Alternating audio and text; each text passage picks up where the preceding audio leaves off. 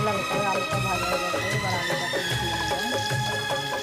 किसी दिन हमें ভাজা আলুগুলো উঠিয়ে নিলাম। आसमां ये दुनिया মশলাটা দিয়ে দেবো। मोहब्बत की कीमत बताए ये দিলাম। दुनिया।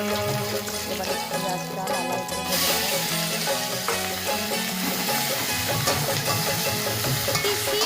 ফুলের বেশি খাসির মাংস তো, সেটা যে ফুলের পাচ্ছে তাই একটু পেঁয়াজ বেশি দিলাম। 3-4টা এরকম বেশ বড় বড় সাইজের পেঁয়াজ দিলাম। খাসির পেঁয়াজটা ভাজা একটু ভেজে নেব। मोहब्बत की कीमत কেমন হয়েছে দেখতে अदा हम करेंगे পেঁয়াজটা कि ভাজা मर হয়ে গেছে। जाएंगे और क्या हम करेंगे कि मर পেঁয়াজটা ভাজা হয়ে গেছে। মশলা পেস্ট করে রেখেছিলাম, শুকনো লঙ্কা, কাঁচা লঙ্কা, রসুন, আদা, এটা দিয়ে দেবো। এবার দিয়ে দেবো 2 চামচ মতো।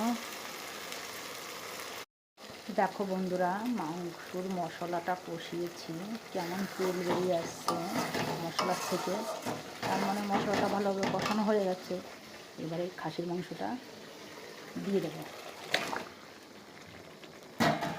খাসির মাংসটা দিয়ে দিলাম। এবার খাসির মাংসটা একটু ভালো করে কষিয়ে নেব।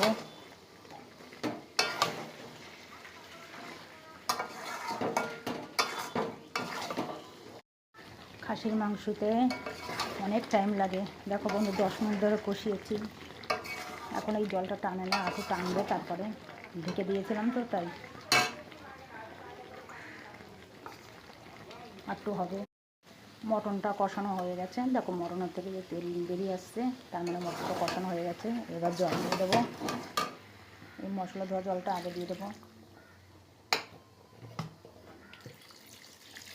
খাসির মাংস একটু বেশি জল দেবো, কেন জাল বেশি খায়।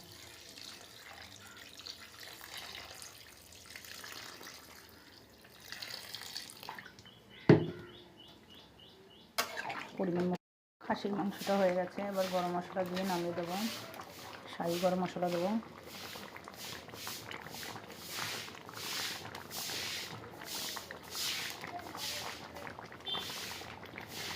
একটু নাড়িয়ে দেবো।